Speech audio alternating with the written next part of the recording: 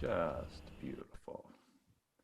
I suspect you hear the silent applause with lots of our love and appreciation. Lovely. Thank you very much. And the perfect tone setter for our scripture today. Today we will read from Matthew 5, verses 43 and 44. You have heard it said, love your neighbor and hate your enemy. But I tell you, love your enemies and pray for those who persecute you. Matthew 5, verses 43 and 44. Recently in the New York Times, Paul McCartney admitted that although he's been writing love songs for 60 years, he doesn't know anything about it. And I completely understand that. He calls it a splendid mystery. And so the title of today is Enough of Silly Love Songs. The problem is the word love just has to cover so much territory, so much real estate. And the bulk of it skews towards romantic human love, which is nice, by the way. I hope you have it, lots of it, or had it and had enough of it, or will have it to the degree that you want it. Whatever you want, I hope you have boatloads of it. But it ebbs, it flows, it disappears altogether, it pops up when you least expect it. It's ephemeral. It's a silly love song. Not exactly the love of Advent. You know, in seminary, I would warn students about writing sermons on these big topics, like hope, love, peace, joy. And here I'm tasked with the same thing, as we all are during Advent season. So what I thought I would do is just start with that opening scripture, which is the first time that love is mentioned by Jesus in the Gospels. Love your enemies and pray for those who persecute you. That's the first mention. Now, Jesus can hardly mean love your enemies in the same vein as sloppy human love. It's odd. It's almost like we ran out of words, so we lazily just started using the same one over and over again without much creativity. I remember once when I was a kid, I was looking at a clothes hamper and I started saying it over and over in my brain so many times it got me dizzy, and then it lost out. Why do we call it a clothes hamper? And the same thing has happened with love. It's almost like glove, just slap it on there and that's the end of it. It starts to not make any sense after a while. Now, far be it from me to correct the master's language. Yet, after 2,000 years of rough translations from potentially Aramaic, Hebrew, Greek, Latin, English, this may not be as blasphemous as it sounds. But Jesus probably didn't mean love like a silly love song. So we need another term.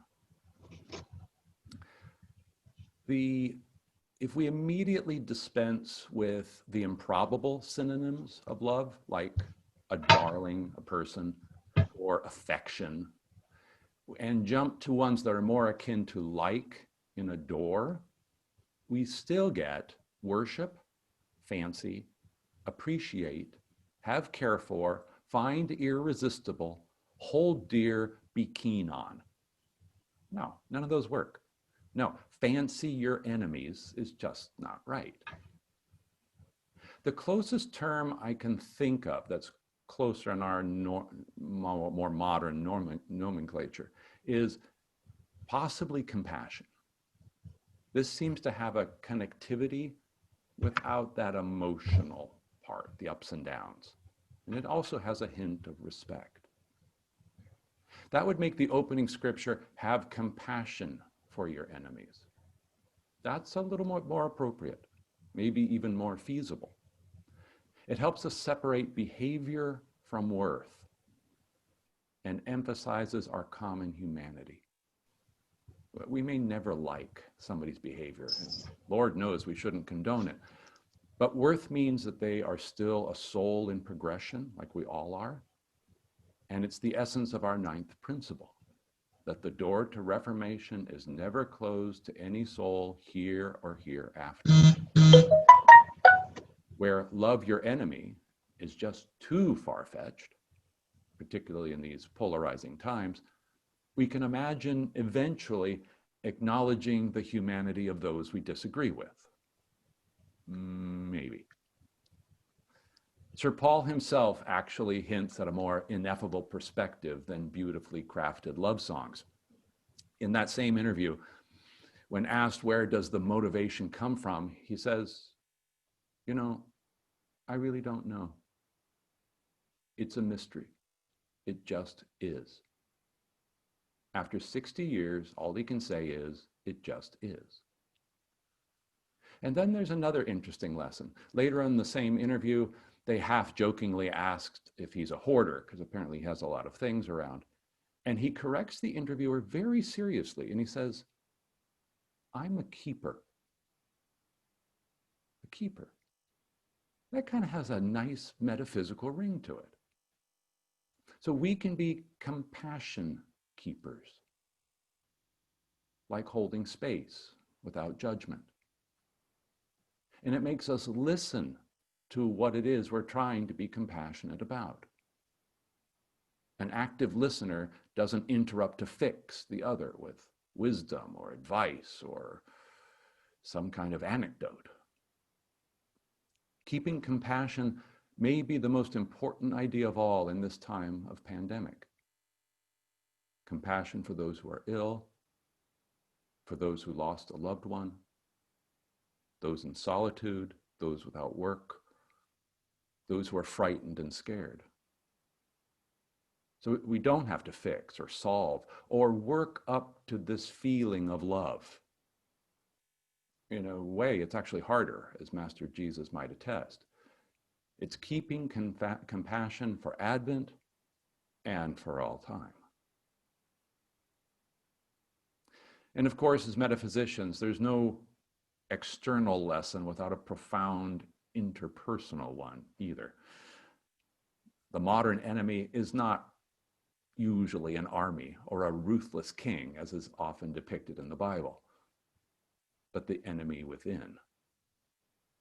That part or parts of our psyche that we have ostracized not as an enemy of the state, but as an enemy of our internal state of mind. And this, my friends, requires enormous keeping of compassion without fixing or judgment. And then we can pray for those who internally persecute us as well. On those occasions, may we keep compassion for ourselves very profoundly as well. The more I think about it, I don't really think spiritual love has a feeling at all. It's more like the goo that's left over in the bottom of a paint can. It just is. It's a silence, a knowing, a sense of truth, a sense of unity with all that is. I quite honestly don't know what we should call it. And I actually find that over time, I'm better off if I don't try to label it. As Sir Paul might say, and he has in the past, I only know that when I'm in it, love isn't silly. It isn't silly. Love isn't silly at all. It's the fabric of life.